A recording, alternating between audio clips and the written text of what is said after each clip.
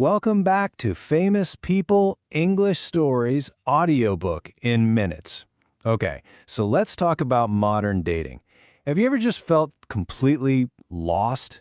It's confusing, it can be super frustrating, and you're left just wondering where you actually stand with someone. But what if I told you there was a simple map to help you navigate it all? Well, let's dive into this amazing framework that brings some serious clarity to all that chaos. Right, the situationship. If you've ever found yourself in that weird gray area, that limbo, you know exactly how draining it can be.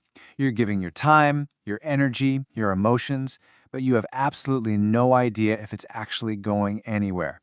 In this explainer, we're going to unpack the tools you need to get clarity for good.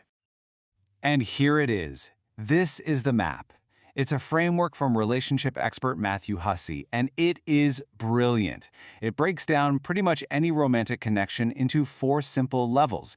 You start with admiration, then you move to mutual attraction, which leads to commitment, and then finally, the big one, compatibility. Now, the key isn't just knowing the levels exist, it's about understanding which one you're truly on. All right, let's zoom in on the place where almost everybody gets stuck. This is the level that causes the most heartache and the most confusion. Honestly, this is where relationships either move forward or they die a really slow, painful death. So level 1 is easy, right? That's just you admiring someone, maybe from across the room. They might not even know you exist. But level 2, level 2 is when the magic happens. They like you back. There's that spark, that chemistry, that mutual attraction. And for so many of us, this feels like we've hit the jackpot. Like we found the holy grail of dating. So here's the million-dollar question. Why is this exciting, explosive feeling so dangerous? Well, it's because that feeling of intense connection makes us think it's the most important, the rarest thing in the world. And we feel like we have to do anything to keep it. But here's the truth. That amazing chemistry, it's not the finish line. It's just the starting line. This metaphor just puts it perfectly. Think of level 2, that mutual attraction, as a beautiful plot of land. I mean, it's gorgeous, it's full of potential, absolutely. But it's still just land.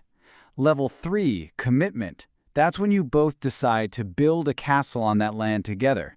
You're creating shared history, something real.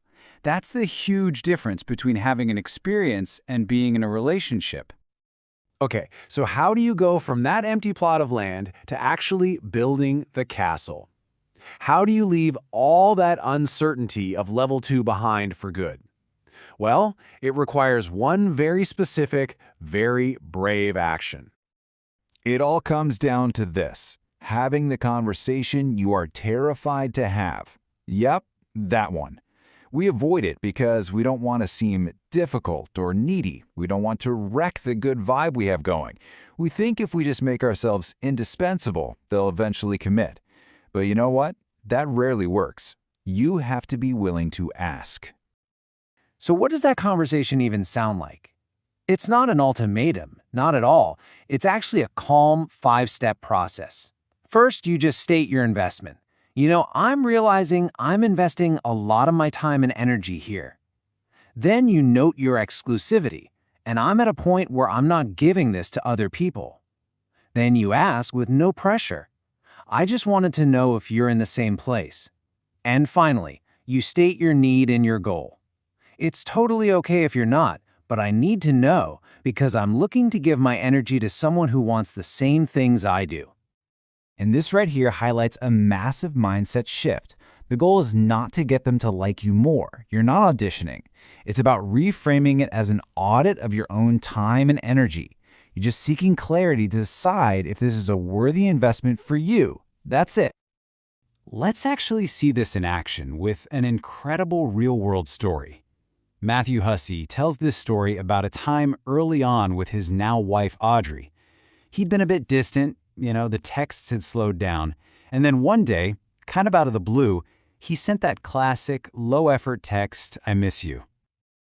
Now, what does every fiber of your being want to do in that moment? You want to type, "I miss you too, so fast your thumbs catch fire," right? Of course! That rush of relief is so powerful, but it's also the exact thing that keeps you stuck in level 2. But Audrey did something very, very different. She sent this back. Just let that sink in for a second. Wow. Instead of just mirroring his low-effort bid for connection, she gently but firmly held a mirror up to his behavior. She called out that massive gap between his words and his actions. So why was this message so effective? Let's break it down. First, as you can see, it was warm. It wasn't aggressive at all. She started with kindness. Second, she pointed out the gap between his words and his recent actions. Third, that little phrase, rightly or wrongly, showed so much humility, which made it really hard for him to get defensive. And finally, she just clearly named the behavior for what it was, a bid for attention. It is an absolute masterclass in standarding with grace. So let's say you do it. You have the conversation, you get the commitment, you move to level 3. You're building the castle. That is amazing, but the journey isn't over. A lot of people think this is the end goal, but there is one final and, you could argue, most important level to reach. Because here's the hard truth that a lot of people in long-term relationships discover. Just because you're committed doesn't mean you're happy. Love and commitment, they're not all you need. You also need to reach level 4. And that is compatibility.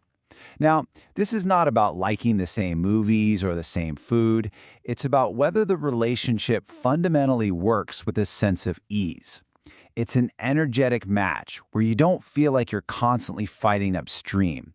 It's when your core needs are being met without a daily struggle, and you feel totally free to be completely, authentically yourself. And you can often tell when you're incompatible because everything just feels hard, you know? There's this constant friction over small things. You feel like you're walking on eggshells, and it feels like a struggle just to be understood. But when you're compatible, things just feel easier. There's an alignment. It doesn't mean you never disagree, of course not. But the baseline is peace, not effort. You can be you, they can be them, and it just clicks. So, we've walked through all 4 levels, from admiring someone to getting that commitment to finding true compatibility.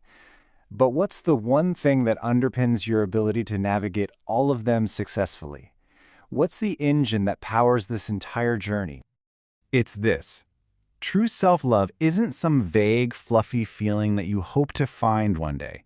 No, it's a verb. It is the daily, active job of taking care of yourself. It's protecting your time, your peace, and your energy as the precious, non-renewable resources they are. Think about it. Of the nearly 8 billion people on this planet, you are the only one charged with the lifelong responsibility of taking care of this one specific human, you. That is your primary job. And when you truly get that on a deep level, it changes every single decision you make. And this is so crucial. Having high standards isn't about being demanding or difficult. They are simply a reflection of the relationship you have with yourself. And you know what? That self-respect is one of the most attractive qualities a person can possibly have. So this whole framework, it ultimately asks you to look at your love life not as some game of chance, but as a portfolio that you actively manage. So the question to leave you with is this.